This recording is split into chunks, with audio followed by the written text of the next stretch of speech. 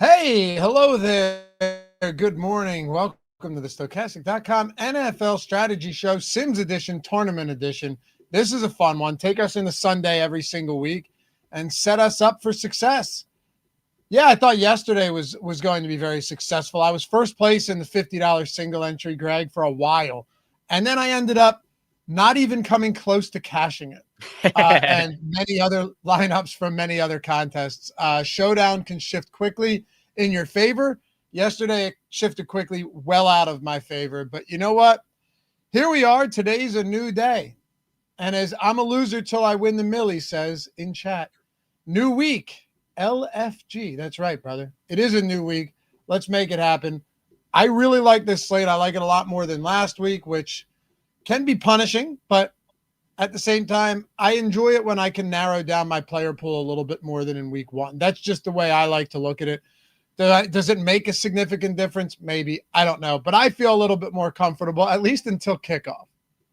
Yeah, it'll be interesting to see what changes between now and kickoff. We do have the situation with the 49ers being pretty devastated already. Talking about new weeks and things already resetting. Like my best ball team's already seemingly mostly dead. A lot of the guys, like I had a lot of exposure to Austin Eckler, for instance, have a lot of exposure to Brock Purdy. So I don't know how, but we're not even 2 weeks through the season, and most of my teams are significantly hampered by injuries already. But the relevance to week 2 here is that we already have some really interesting spots to talk about for value and what that's going to do to some of our DFS lineups, because, yeah, some of these teams, like the 49ers, are already super shorthanded. Big time. And, Mac Jones triple stacks, if Juwan Jennings plays, a full-out onslaught for San Francisco actually makes sense. And, I think the double stack will be popular. Jones is 4K flat. I don't know how many people are going to want to go onslaught in like single entry contests. I'm all about it, Greg. It may seem counterintuitive to some people, but if you took, and I was just doing the perfect lineup, which hopefully you guys will watch. It'll be out this afternoon. Appreciate you supporting that. Also, a chance to win a free month of Sims Max for NFL, which is huge, but also fun show. And it's like 8 to 10 minutes long. I'm looking at it. I'm going, okay, so you're telling me that Mac Jones plus McCaffrey, Pearsall, and Jennings against the Saints, and they have a 22-point implied total, which isn't bad for a backup quarterback. You're telling me that's $21,600 of salary, and I've got $6,500 remaining for the rest of this stack. There's a lot of interesting ways to do. Another thing, like I'm going, you know what I might do? I might go Jaguars, Trevor Lawrence, skinny stack with just Brian Thomas or something, and then run it back with 2 Bengals. So I just think it's a really fun week to do these unique builds where you can get to some of the chalky players, but the lineup itself isn't chalky at all. Yeah, I mean, the other thing that's nice about about a team like the 49ers is not only are they cheap, but they have so few of their prominent guys left at this point that we have a pretty good sense of who's going to produce for them. Right. Obviously it's going to be Christian McCaffrey. Then you got guys like Ricky Pearsall, assuming Juwan Jennings plays. But I mean, there's no George Kittle.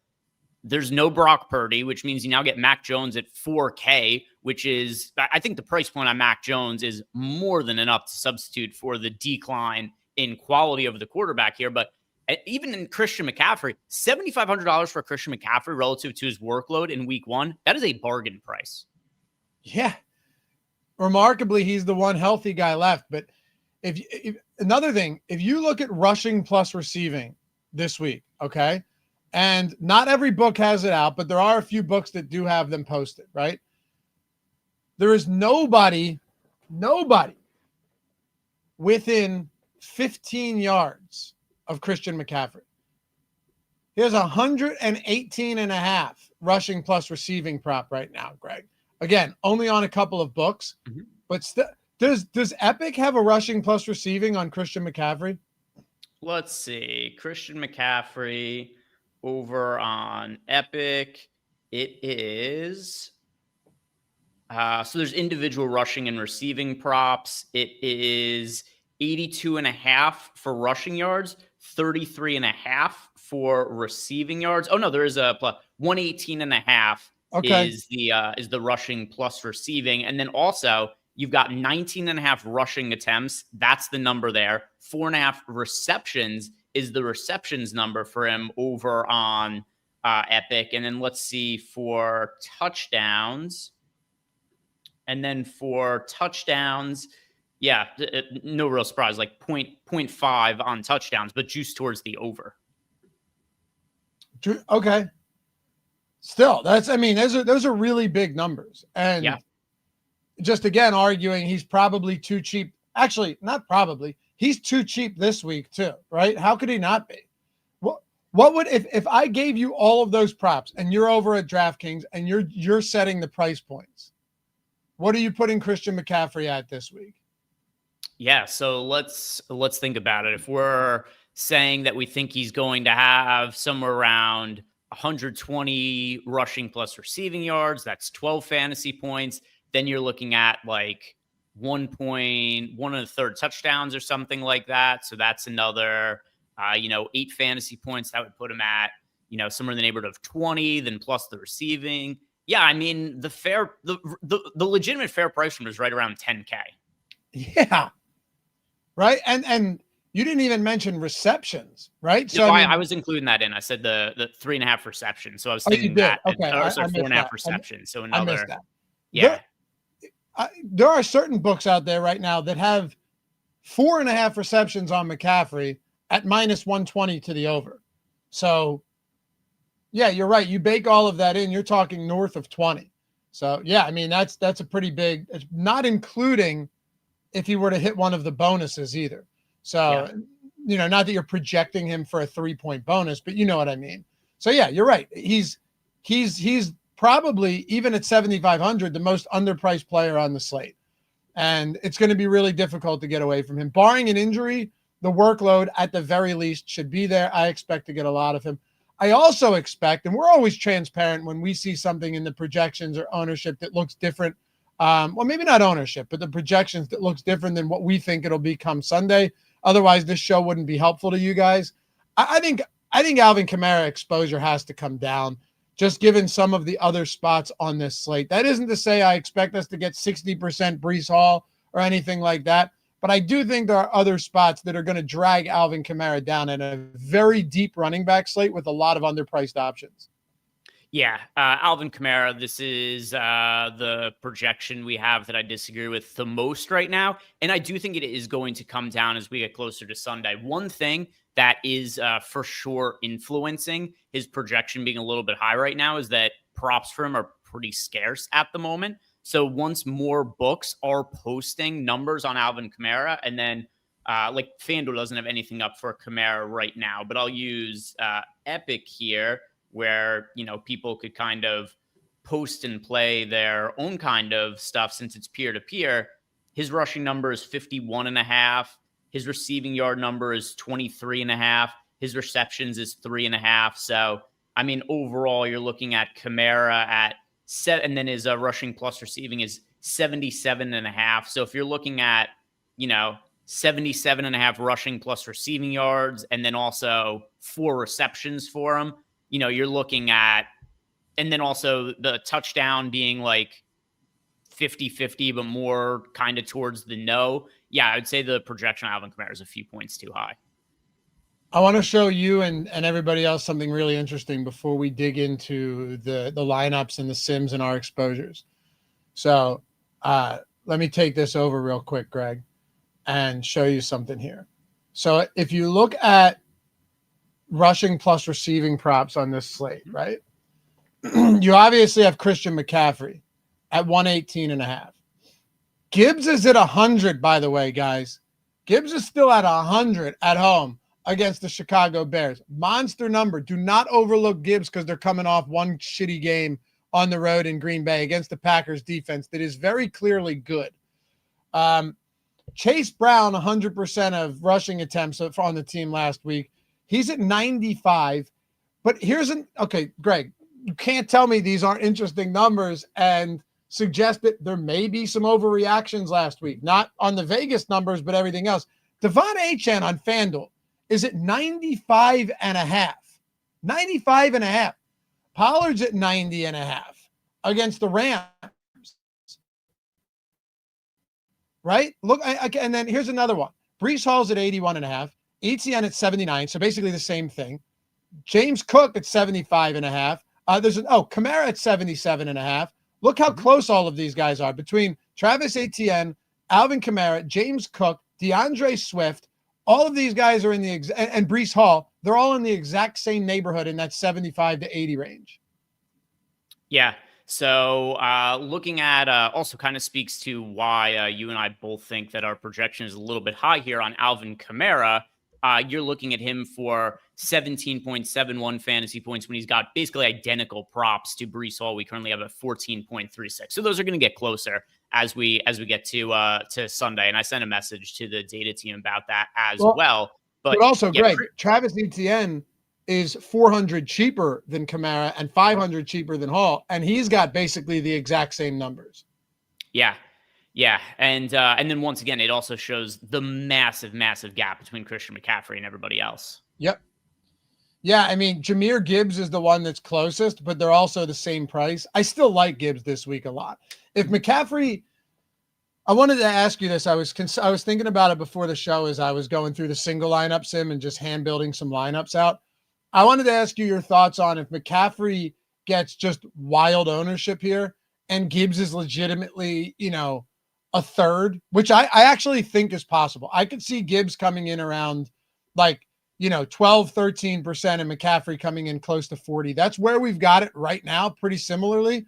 If that's the case and Gibbs is really pulling a third of McCaffrey's ownership, I'm pretty sure I'd be happy to shift some of my exposure over there. Because while the volume will be there for McCaffrey, I could see it there for Gibbs, maybe not to the exact same extent, but they also have a higher total. They're almost a touchdown favorite. They're inside the dome where they've murdered teams in the past. So again, I just think it's a unique slate for a lot of reasons.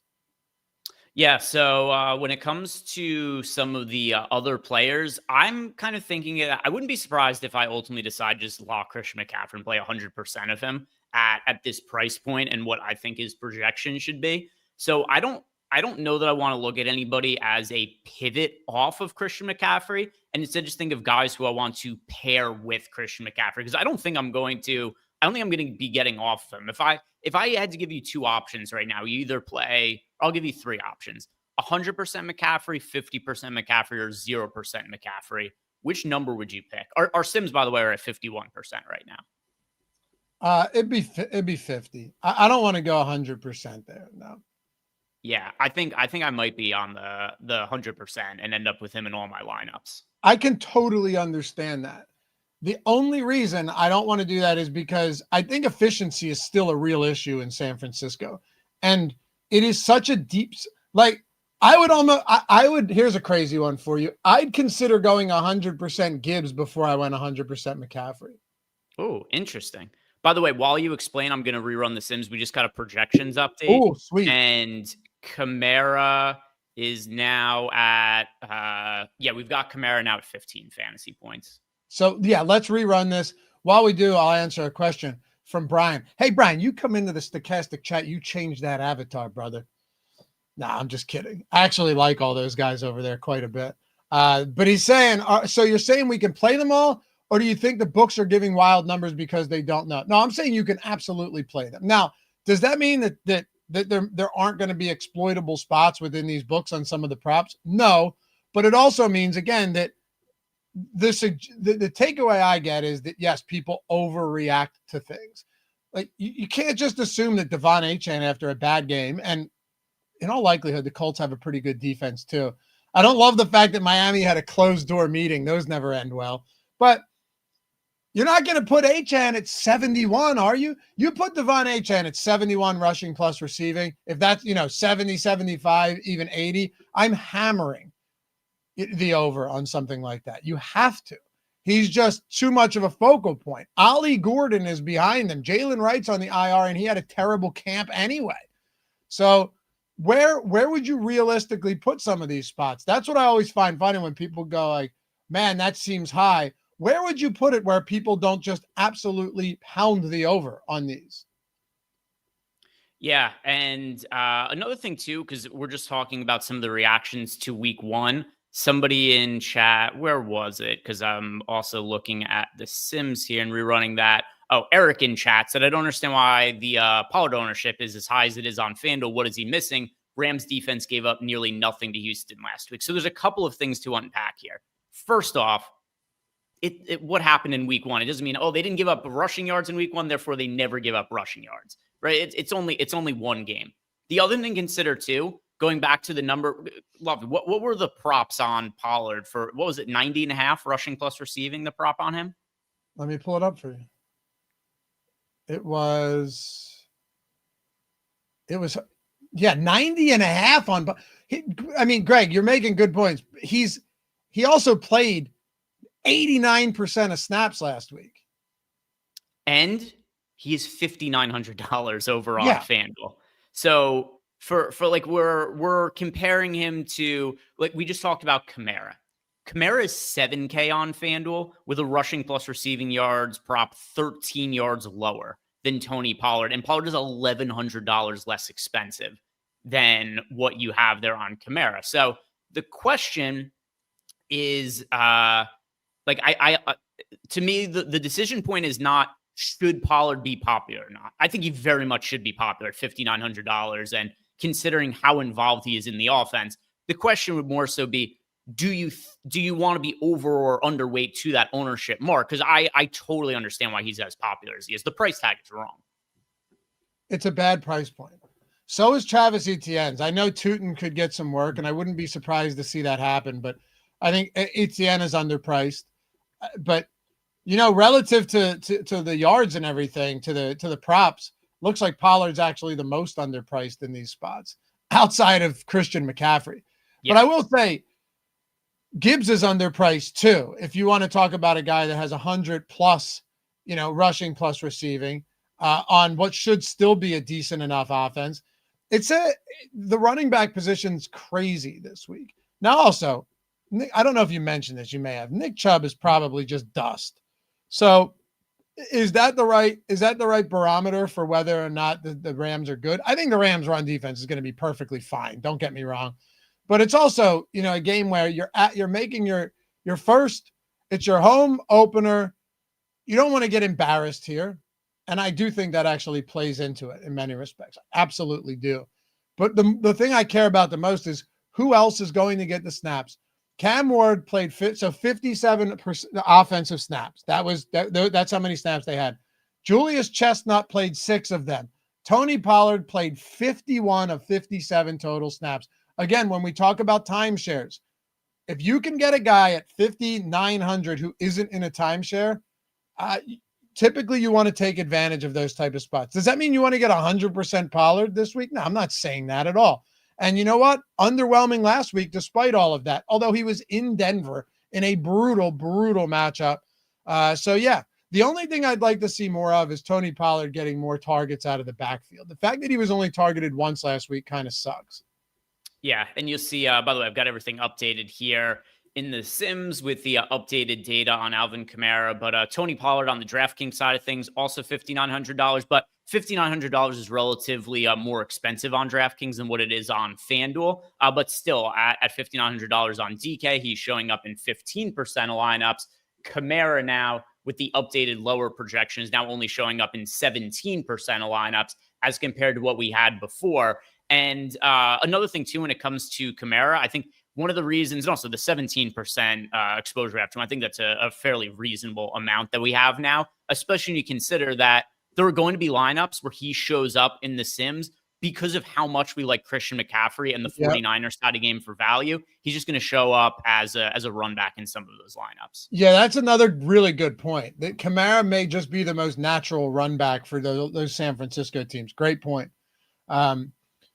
Chris said, and by the way, someone has said, it might have been you, Chris, that on Tuesday, were we out on Kamara?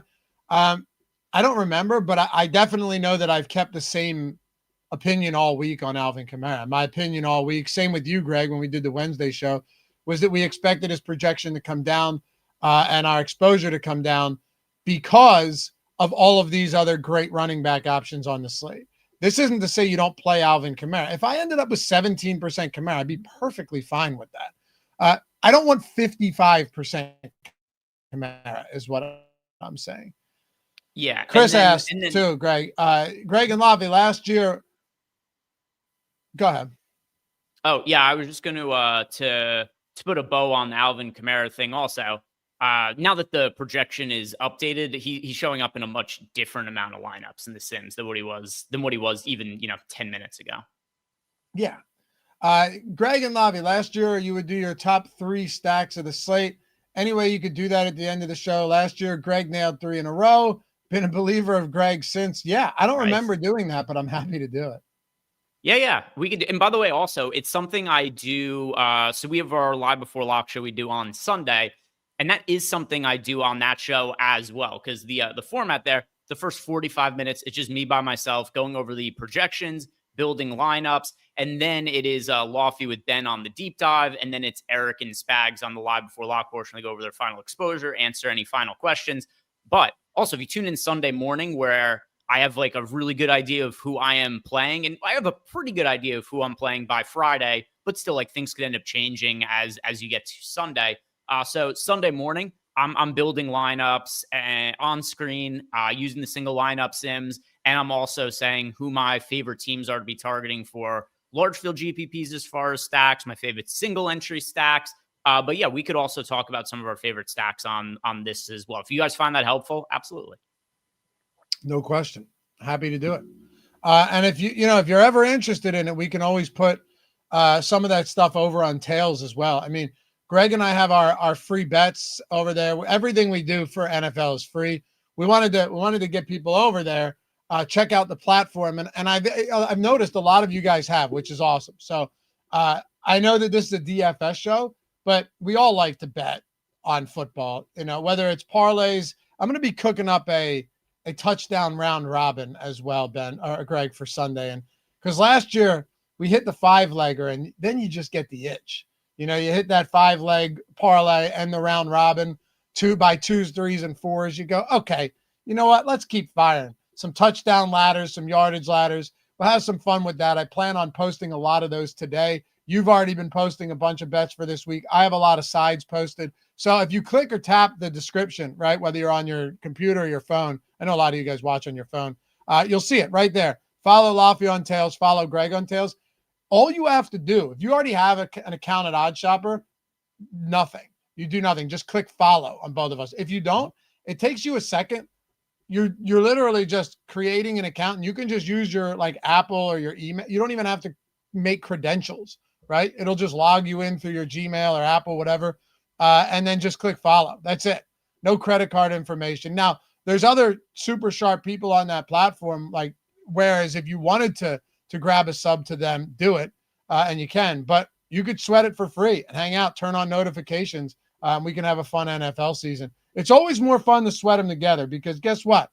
When it's against the house, it's against the house, and everybody can win together. There are some platforms out there, however, that are not against the house, and they are strictly peer-to-peer. There is absolutely nothing you have to worry about from a limit standpoint, ever. And that is why this show is sponsored by Epic. We're very particular about who we have sponsor these shows for obvious reasons, okay? Epic and Matt Downs, who is ingrained in the sharp betting side of the industry, right? Understands betting, understands DFS, built this app to create a peer-to-peer platform where you can use the pick'em. You can fade people. I always say, if you consider yourself sharp enough, you can come in and match these parlays and these picks and fade the ones that you want. So you come in, you go, this guy's an idiot, right? This guy's, what does he do? Wild reverse negative correlation on a same game 3-legger. I'm going to fade him. And you can go in and fade whoever you want. They have 50-50s too, which is the same thing as you would in DFS, where you make your picks against the field, not the house. They have tournament formats where you have big payouts up top on top of all of that. So if you haven't tried it yet, guys, I would really urge you to do it, especially someone like me in Pennsylvania. It's the only place that I can actually do the pick'em contest. So Odds1, ODDS1, 100% deposit bonus up to $50, Greg. It's a nice little deposit bonus they got going on over there at Epic. And would definitely suggest anyone who hasn't done so yet, go check that out. Yeah, don't have to worry about limits anymore with some of the peer-to-peer platforms. And $50, just start with 50. Going to get 50 on top of it as well for Matt and the guys over at Epic. So take advantage of the deposit offer and learn the game, have some fun with it. And this isn't a thing where it's like, I can't beat the house or anything like that. No, just beat your buddies, beat your friends, beat us, beat whoever other goofballs you see posting stuff online you think are idiotic takes. Exactly. I love these comments. Doug Harrelson, I never catch this live. Mountain time bartender, so I'm usually asleep. Well, glad to have you here. What's got you up so early today, Doug? Regardless, happy that you're decided to spend your time with us. All right, what do you want to dig into here? We already gave thanks, Justin. We already gave a pretty good diagnosis of what we're looking at. That's a lot of Christian McCaffrey. Let's just look through our running back exposure since we've kind of been on this for most of the show. Yeah, and then by the way, also want to let Justin know because I think he might not know about the entry manager because Justin left the super chat and then had a couple of questions here. He said, just a question. When you pull lineups from the Sims, I waited till about an hour before the game last night and felt rushed. And then he said, do you wait for projections to update and then pull lineups or pull lineups throughout the week? So I'm going to speak for Loughy here. We do wait for projections to update. Like, just think, if you built your lineups on Wednesday, we didn't even know Brock. Like, we knew that Brock Purdy was on the injury. We didn't know he was going to be out, right? Like, things change over the course of the week, and that's going to impact not just the projections of individual players, but it kind of impacts the entire slate as well. What you should be doing is using the entry manager. It's really, really simple to use. I'm going to send you a video right now. This is good for everybody. I'll post it in chat right now. The entry manager, how to use it. And this is going to make your life significantly easier. Yep. Significantly easier. It should only take you, after you have the lineups built out in the Sims, like 30 seconds after that to update all of your lineups. So that video I just posted in there, that's how to use the entry manager. When I say in there, I mean video, the video I posted in the YouTube chat. Just click on that and watch it. That'll help you, Justin. Big time. All right. Let's take a look at some of these exposures. Where do you want to start? Quarterback, running back, wide receiver? Well, we're on running back, and I just want to see if there's guys that I like more right now that we're not getting to. And I actually, yes. Breece Hall. I like Breece Hall this week. Mm-hmm. I like Travis Etienne. Both of those guys. I also, maybe I'm crazy, I also think their ownership is going to come up. I just do. I like Chase Brown, seeing his workload. I like Devon Achane this week. I like all of them, believe it or not, more than Alvin Kamara. And more than Javonte Williams. I could be flat out wrong there, but those are a few stands that I may have to take this week. I agree with you. I think Breece Hall and Travis Etienne both ultimately end up being projected for a couple more fantasy points and then also end up being like 10 to 15% owned. I think that the ownership is going to be so high on Christian McCaffrey that it's going to preclude any other running back from being, like 30% owned or anything super crazy. Because I do think we're going to see like 40 to 50% ownership on Christian McCaffrey for this weekend. So that is just going to, if we assume that Christian McCaffrey ends up being, let's say 50% owned, that's going to mean that there's only about, there's the utility spot as well, but at least for one other running back spot, there's 150% ownership remaining. So nobody else, I think, is going to be crazy, crazy popular. But I do agree with you. I think that we're going to see Breece Hall and Etienne each probably be somewhere in like the 10 to 15% ownership range. Yeah. I just think you're going to see a lot of game stacks in Jacksonville and Cincinnati. Uncle Cheese, that much CMC is nuts to me. Dude, maybe, but it might not be enough. If you're just jumping in here, he has a 118.5 yard rushing plus receiving prop. That is higher than anyone on the slate by 14 or 15 yards. At 7,500, the truth is he is very much underpriced. Whether you love him or not, when you look at those type of numbers, he is underpriced. What did you say his touchdown prop was? It's got to be It's definitely minus money. I think he's more likely to score 2 touchdowns than 0 touchdowns. Minus 182, or between minus 175 and 182. Brian says CMC didn't look that great and wasn't that efficient. And he had 32 looks. 32 looks. He wasn't efficient. He didn't look great. Still had 23, and he's $7,500. Yeah, if the argument is that he didn't look good last week, but was the highest scoring running back on the slate still, does it matter?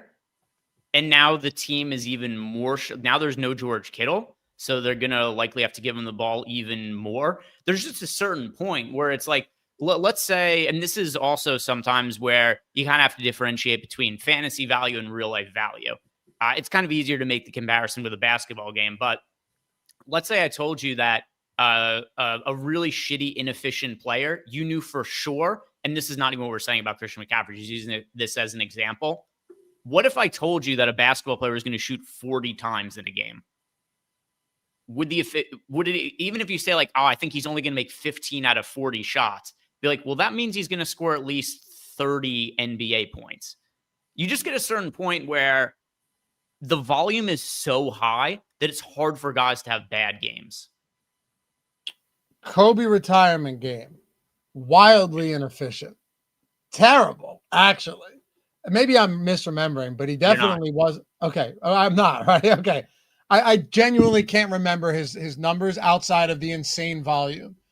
But yeah, it's just efficiency is a little bit less important here. We just got an ownership update. I think we should run it one more time while we're on here, and we can talk through some ideas while we do. It won't take long. Even if you want to run it at 5,000, trim down the time a little bit on it, I'm fine with that too. By the way, while I'm doing this, Kobe Bryant's final game, he was 22 of 50 from the field, 6 of 21 from 3. There you go. Water droplets. I just ate a tub of macaroni salad. That's the way to do it, man. I go straight into the tub sometimes too. I used to make mac and cheese and eat it out of the mixing bowl with a wooden spoon. Just no shame. Also, somebody was comparing Christian McCaffrey to Chris Olave. Yeah, here's the difference, though. Chris Olave, he did have 13 targets last week, caught 7 of them for 54 yards. It's a little bit different because when Christian McCaffrey is potentially going to get 13 targets in the passing game while also getting 20+ rushing attempts. Yeah, it's not even comparable at all. Look, I'm not saying there isn't a path where you would want to fade Christian, not fade, but like maybe come in underweight on McCaffrey. I think that sure. If McCaffrey truly, just because I don't want you guys to think I'm giving you mixed messages here. I wasn't stoned, Chris, believe it or not. I was just crushing mac and cheese at like 10 p.m., which would kind of go counter to what I'm telling you now. But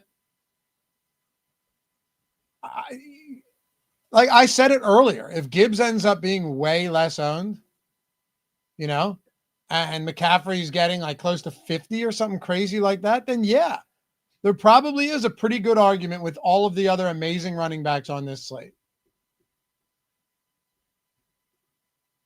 So we got this running out here. I didn't look to see who really changed that much in ownership from the last run. It was just kind of hard to see it in passing there while I was running this. But this is going to be done in like 10 seconds, and then we'll see what some of the updates are looking like. I'm curious, based on that question we got before, Loughy, what is just in terms of asking for our favorite stacks? Do you have a favorite stack as of right now? Yeah, it's some variation of that Jags Cincy game, like Lawrence +1 with a double run back, just getting weird with stuff like that. That's probably my favorite. And then the other spot, I'm real tempted to go to Miami. I know you don't even disagree with me there. But I just think there's such a possibility that they are completely ignored. So yeah, what about you?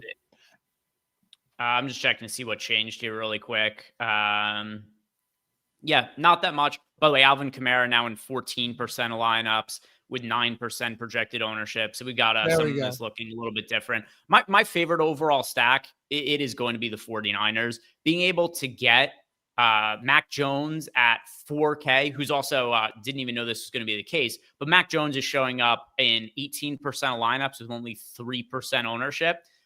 You could get Mac Jones at quarterback. I don't have any issue at all pairing Mac Jones with Christian McCaffrey because McCaffrey is going to get a ton of targets in the passing game as well. So you go, honestly, you could go a triple stack of Mac Jones with Juwan Jennings, Ricky Pearsall, and Christian McCaffrey. Just considering the price points on all those guys, I don't have any sort of issue with it. But then also, if you just wanted to go, Pearsall with McCaffrey and Mac Jones, I don't have any problem with that either. I think this is by far the most underpriced team on the slate. And I know that McCaffrey is chalky. Mac Jones is not. Ricky Pearsall and Juwan Jennings, let's see, where are they at now? I'll just filter by the team.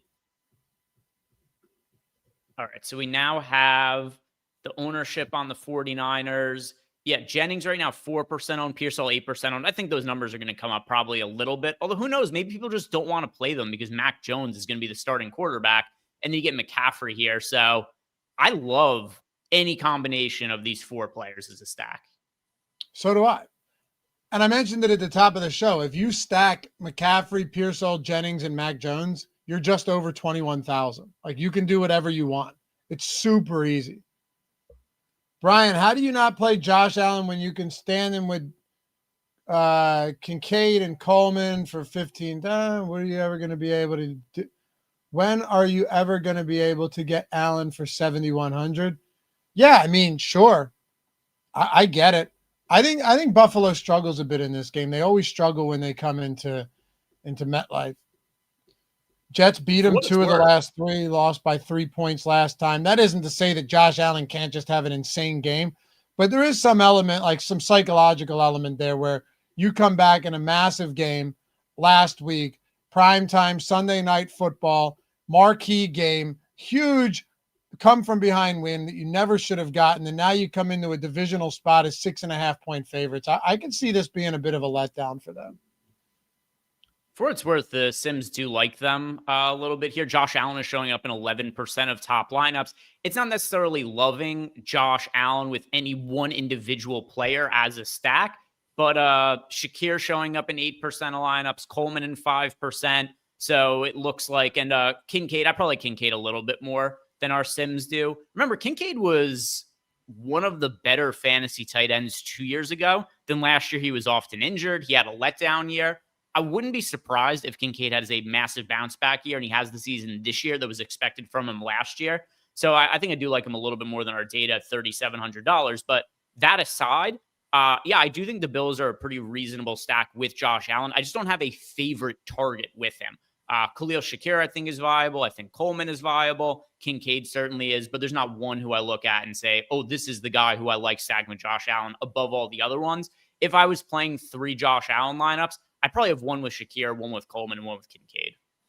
Yeah, I think another thing is that this Buffalo team is actually pretty close to the Packers in the sense of, like, they have a running back that's going to get most of the work, and then they have a bunch of guys week over week that could just be, it could be Shakir, it could be Kincaid, it could be Coleman, and then it could be some random guy like Dawson Knox that scores a touchdown and has 3 receptions that makes the difference. Or it could just be Josh Allen doing it with his legs, which is the differentiator between them and like a Jordan Love, or him and a Jordan Love. So you could always just skinny stack him. The thing that sucks about that is trying to figure out who it's going to be. I have no problem with Josh Allen in this spot. I also think the Jets defense is markedly better than we saw last week. I think Pittsburgh's is too. So no, I don't hate it, but and I intend on getting some. Boofy, $5,100 Keon Coleman price tag is broken. It's not broken. He might be a little bit too cheap, but there's a ton of other guys who are much cheaper than Keon, or much more erroneously priced, let's say, than Keon Coleman this week. Let's not forget, man. I mean, real quick, Keon Coleman had a good game. I'm a believer. I drafted a ton of him in best ball outside of the 100 spot. I figure why not? Second year player, pretty early draft pick. You could see some big developments, had a great summer. It's still one game, Greg. And there's not like that to me, maybe an overreaction to just be like, man, Keon Coleman should be in the 6Ks after a one game. The other part of this too. So you look at Keon Coleman, it's really easy to just look at the counting stats and be like, oh, 8 catches, 112 yards and a touchdown. But also think about the distribution of targets for the wide receivers. Coleman had 11, Shakir had 9, and Josh Palmer had 9. It's not like he was far and above the number one target of wide receivers for Josh Allen.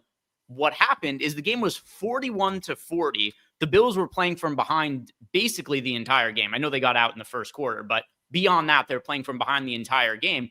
Josh Allen threw for 394 yards and had 46 pass attempts. Right. The game script, and this isn't a knock on Coleman in any kind of way. It's more so to say that I'm not convinced he's just far and away the number one pass catching option for the Buffalo Bills.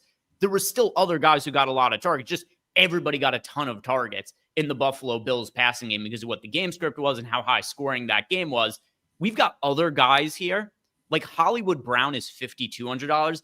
That to me is a more broken price tag than Coleman's at $5,100 because Hollywood Brown, assuming that Xavier Worthy, I know that Xavier Worthy practiced yesterday. I still tend to think he doesn't end up playing this weekend. So if he does play and you guys are watching this after Friday, this kind of goes out the window. Hollywood Brown has very, very limited competition for targets in a game that the Chiefs are also presumably going to have to be throwing the football against the Eagles. It's a great point, though, on Allen's passing volume last week. You can't expect 46 pass attempts again. All right, so we got our running back. We're at wide receiver too. Hollywood Brown, I get it. 14 targets last time out. 16. What's that? He had 16 targets. Yeah, it depends on where you look. A lot of like a PFF, and a lot of these are categorizing 14 because two of them were like technically throwaways that were just in his direction. But whatever, it's 14, 16. It's a ton of targets. He had a massive target share. Xavier Worthy dislocated his shoulder, and he was limited. So I don't know. Maybe he plays. If he plays, Hollywood Brown's ownership is going to come down a ton. We will basically get very little of him. Yeah, and the other point to make here too, comparing Hollywood Brown to Keon Coleman. So Hollywood Brown, the 16 targets, sure, depending where you look, maybe you could consider it 14 if you want to talk about the throwaways. But consider the workload that Hollywood Brown got in terms of looks compared to the other pass catchers. Juju Smith-Schuster had 5 targets. Travis Kelce had 4. Thornton had 4. So you're looking at a guy in Hollywood Brown who is drawing 3 to 4x the targets of all of the other pass catchers in the Chiefs offense. Yep. It's just if Xavier Worthy's back, there's no way Hollywood Brown gets even remotely close to anything like that. You know, there's just no way. Tyquan Thornton had 3 deep targets in the first half. Come on. Like, you don't think they're going to Xavier Worthy? And the funny thing is Travis Kelce was still heavily uninvolved outside of that one wide open touchdown. So yeah, this is one where like, we'll just wait and see. I was thinking Worthy just doesn't play. I would think Worthy just doesn't play. But if he does, there you go. DK Metcalf against his former team. That's an interesting one. I did not anticipate getting that much Metcalf at all, Greg. That and DJ Moore is wildly surprising to me right now. So DK Metcalf, his numbers, he has a receiving prop of 65.5 over on Epic. His receptions number is 4.5, juice towards the over. And then you've also got him at not really all that unlikely to score a touchdown either. So you got a guy here in DK Metcalf. I think the 15.92 fantasy point projection on him is pretty fair. And he's also underpriced at $5,900. So when it comes to DK Metcalf, I think the real talking point here is just the price point. And also there's so many guys like Keon Coleman came up before with the the $5,100 price tag and somebody said it was broken, I do agree he should probably be a little bit more expensive. It's just there are other guys in this price range that I think should also be even more expensive than Keon Coleman, like Hollywood Brown. DK Metcalf is another one at $5,900. He should probably be another $1,000 to $1,200 more expensive. Yep. Brian, yeah, I mean, of course, look, anytime a player, anytime a key player gets hurt early in a game and a coach has to change things up, you see this in the NBA all the time where like a guy gets hurt early, another guy starts the second half, but then he doesn't start the next game because you had to make on the fly adjustments, but then you had a day or two to make some adjustments that looked a little bit different. Of course, he could do something different. That's why, I'm not in love with this Chiefs team right now. I don't think anyone would expect Hollywood Brown to see 14, 16 targets. Do I still think he'd be very viable? Yeah, because despite the fact that Juju might get more, Thornton might get more, Tyquan Thornton barely made the 53-man roster, right? Hollywood Brown is a guy that they brought over to be clearly not like a Tyreek Hill replacement, an upgrade from MVS, but still somebody that can be involved. So I still think he'd be the guy. Tet McMillan's another one. Mm-hmm. Still rough. The whole offense was terrible last week, but I don't mind him. Zay Flowers had an insane target share on low volume, but still he's clearly the alpha, probably underpriced on him as well. Puka, all of these guys. But it's the Juwan Jennings and the Ricky Pearsalls to me that, if you really just want to go dirt cheap stack, what a way to do it. Also, I like Brian Thomas, Greg. I like Travis Hunter, Jamar Chase, T. Higgins. I just really like that game in general. Yeah, so a few things to unpack from there. I agree with you. I think the Cincinnati-Jacksonville game stack looks pretty good. I also think this is probably a spot where, considering the Bengals' passing game was underwhelming last week, I do think they're going to make a point to give Jamar Chase the ball early and often. We see this all the time with number one wide receivers coming off of disappointing games. The teams usually will look to get them more involved to kind of appease them in the early going. So I think Jamar Chase just gets peppered with targets in this game against Jacksonville. He's my favorite pay-up wide receiver on the entire slate. I know the Sims right now slightly prefer Puka Nacua. He's showing up in 26% of lineups to 24% for Jamar Chase. I prefer Chase between the two of them as my favorite pay-up wide receiver.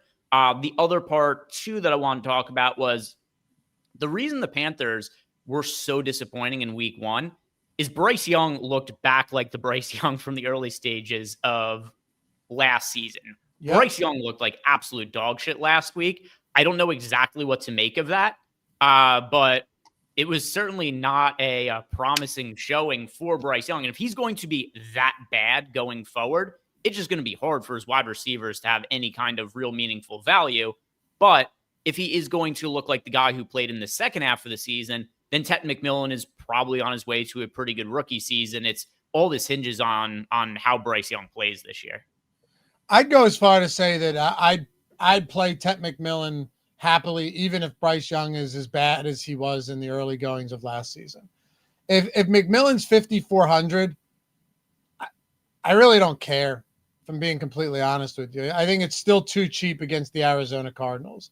That Cardinals team did not look very good last week as a big road favorite against the Saints. I don't disagree with you.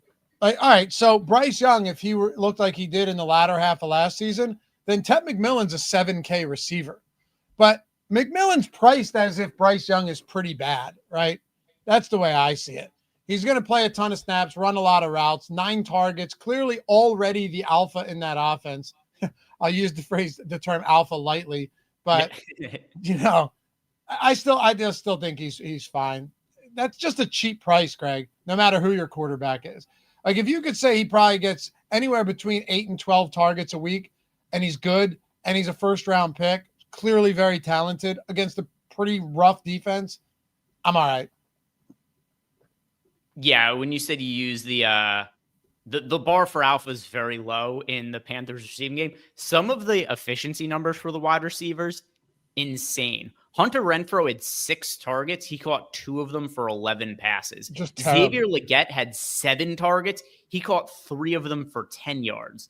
This was an anemic offense last week. It was terrible. Io Manor, too. This Alec Io Manor.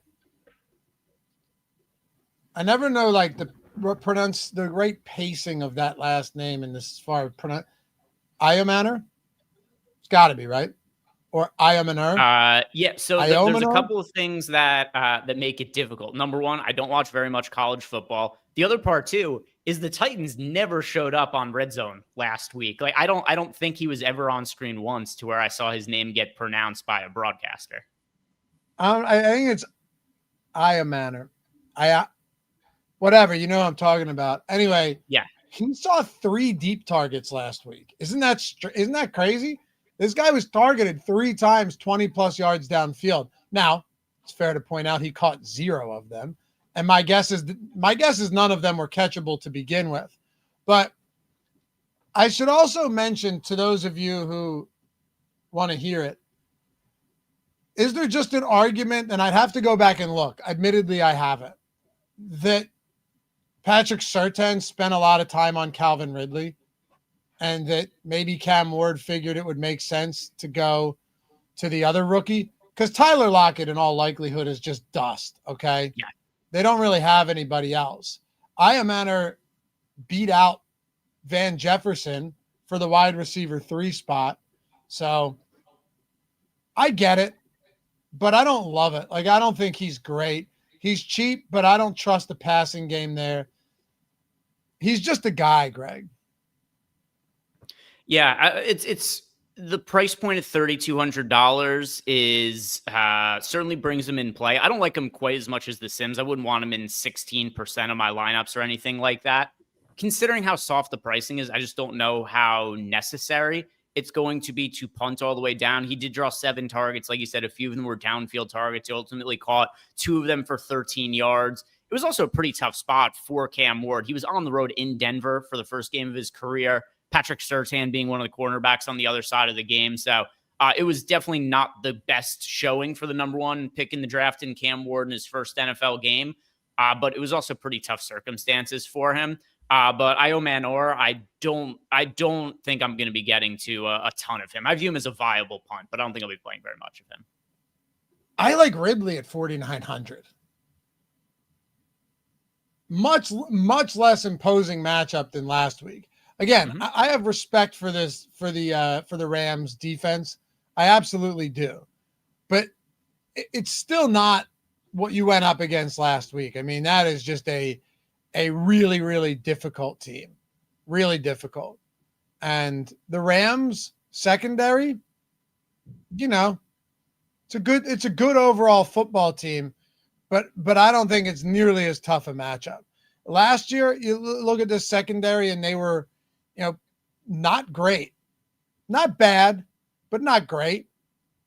You look at the Broncos, man, and they were just shut down so many opposing teams. So I don't know where you're at here, but I do think there's something interesting about a sub 5K Calvin Ridley. Yeah. So Calvin Ridley at $4,900, showing up in 8% of lineups in the Sims, 11% ownership. I do agree with you as far as guys go in the 4K. Also, another guy who's just underpriced at the wide receiver spot. Another reason why I don't think it's like totally necessary to get to a ton of exposure to somebody like Io Manor here, who is $3,200, because you can get, you know, a guy who's proven to have been at least at one point in time a top receiver in Calvin Ridley. He's had over 1,000-yard season at $4,900. He's definitely my favorite pass catcher to be rostering from the Titans. There's other guys like Hollywood Brown, for instance, like Ricky Pearsall, like Juwan Jennings that I like a little bit more than him. So I don't think I would be having a ton of exposure to Ridley, but I do expect a lot of north of 10% of him. Any other receivers you want to talk about that we haven't yet? Let's see if there was anything else that really showed up meaningfully in the Sims that we didn't hit on. DJ Moore. I also like DJ Moore in the $5,600 range. Caleb Williams at times looked it was all over the place last week. At times he looked really good. At times he looked really bad. He made some plays where it was like, oh my God, this guy, you could see the ceiling. There were certain plays in the exact same game. You could see all of the reasons why he has a massive ceiling and why he has a really low floor. You saw all of it in one game there. But DJ Moore, who it looked like DJ Moore was significantly injured at one point in the game where he got hit pretty hard on a hospital ball over the middle of the field, and it looked like he was down. And then all of a sudden he was back in the game the next possession. I thought we were looking at a multiple week absence for DJ Moore at the point in time, but considering he was back in the game for the next series, probably not something to be all that concerned about. But at $5,600 in what should be a pretty high scoring game against the Lions, I think that he's somebody else to be rostering in the 5K range. Zay Flowers, another one at $6,200, who's also way underpriced over on FanDuel as well. Zay Flowers was massively targeted in the Ravens passing game in that Sunday night football game against the Bills. So there's so many guys that I think look really good in the mid pricing range at wide receiver. And I mostly agree with the Sims on them as well. I love Hollywood Brown, like DK Metcalf, really like DJ Moore, really like Zay Flowers as well. So all those guys make a good amount of sense to me. And then also JSN at 6K against the Pittsburgh Steelers. The Steelers defense, I think week one is probably going to be the worst defensive game of the entire season. I think that they started the year with the worst game they're ever going to have. So maybe the expectations could be a little bit too high for the Seahawks offense. But one of the things that we talked about heading into last week's game, Loughy, was what was going to be the involvement of Cooper Kupp and how much they have left in the tank. I came away from that game thinking that they have a for sure number one wide receiver in JSN. And I think Cooper Kupp is probably pretty washed, and JSN is just going to eat up a ton of targets. Yeah, I wasn't sure what to think about that at first. But then you see it last week and you go, that's rough. It's not looking good. It's JSN or bust, it feels like right now. Although I don't know how quickly they're going to bring him along from, because blocking could be a problem, but Elijah Arroyo has real pass catching upside. He's their rookie tight end. Aside from that, though, it doesn't look great. Although, you know what? Maybe you try and get Torrey Horton more. Torrey Horton looked nice in the preseason. They have some young guys, but I don't know how quickly you're going to be able to bring them along. I wanted to mention, too, with DJ Moore, because a couple people in chat were referencing how Rome Odunze is a better option. I think there's an argument to be made for both. You have Dunze last week ran game high 41 routes and was targeted 8 times to DJ Moore's 5. He's $4,800. So that's pretty beneficial when you're looking at Moore being $5,600. But also, DJ Moore lined up in the backfield a lot. He had 3 rushing attempts, and he also lined up in the backfield a lot more than just 3 times. They had him back there a lot. There is some additional value like Debo Samuel 2 years ago style that, you look at like Kyle Monangai, he wasn't really featured at all. I don't believe he had a single carry. No, he had 1 target on the game. It was DeAndre Swift and DJ Moore in the backfield, and Moore was the one getting those weird kind of, gadget plays, but also straight rushing attempts out of the backfield. Yeah. So, and I think part of that just speaks to they want to get the ball in DJ Moore's hands in some way or another. So that also speaks pretty well to what his touches are going to be going forward. So I prefer him to Odunze. We still have Odunze showing up in 7% of lineups here. So it's not like at $4,800, he isn't showing up in the Sims or anything like that. But just the question is DJ Moore or Dunze. And in that scenario, I do prefer DJ Moore as the pass catcher to roster from the Bears. And then also, as far as quarterbacks go, I don't have an issue with taking a punt on Caleb Williams at $5,400 either. Okay. I don't love him, but I understand it. What is our stack? I don't love him. I think he's playable. That's fair. What's our stack exposure? And you know what? Maybe you're right. Maybe it's a buy low. Maybe Ben Johnson figures it out, and maybe the Lions go another week without figuring it out. I could see that. Before we look at stacks, if you guys are trying to use these tools, do not forget the simplest way to do it. You can literally click the first link in the description, right? The first one in the description. that shows you how you are able to get a free month of the NFL or any sport you want, any Sims package that you want. All you have to do is click that link and follow these 4 simple steps. Choose one of the promos, whatever it is. A lot of sports books. We have a lot of pick'em sites. So no matter what state you're in, you'll be in business. Pick one, click claim offer. After you click claim offer, simply sign up, make a deposit. It's a $5 or $10 minimum deposit for all of these. You're already going to get matched on your deposit bonuses. Most of them 100% match. You're going to get bonus bets for a lot of these sports books as well. After you do that, place a bet. Place a bet on whatever you want or set a lineup if it's a pick'em site. The moment that settles, just take a screenshot of your welcome email and your settled bet. Email us at support@stokastic.com and get anything you want. It's the core NFL package. You want PGA. You want any of these content, any of these months of the tools, the Sims. And not to mention, it's like if you said, all right, I'm going to sign up on Caesars, Fanatics, and Chalkboard, that you could just free roll NFL if you had 4 of these. And let's say you spend like $25 total dollars, you could free roll the Sims package for NFL throughout the entirety of the season. So if you haven't done so yet, that is the way to do it. Takes literally 2 minutes after you've placed your first bet. And just seeing after last year, the 3 milli wins we had with the avatars, people using the tools, some of the big wins we've already had this season. We had a 60K winner last night as well. In the showdown streets, we had Steve, our guy, take down 200K in week 1, 11K off of the $1 promo. Come hang out with us, man. Check out the tools and essentially get them for free. So that link down there will take you exactly where you need to go. All right, what else do we want to look at here, Greg?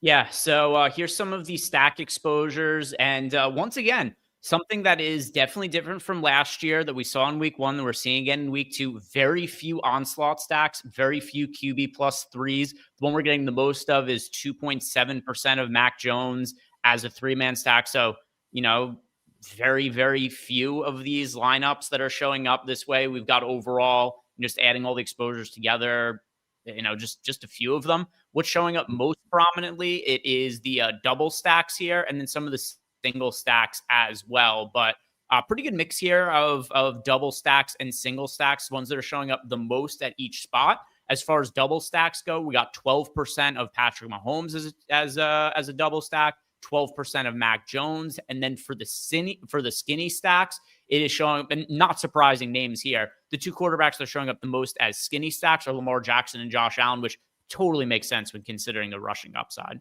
Yeah, absolutely.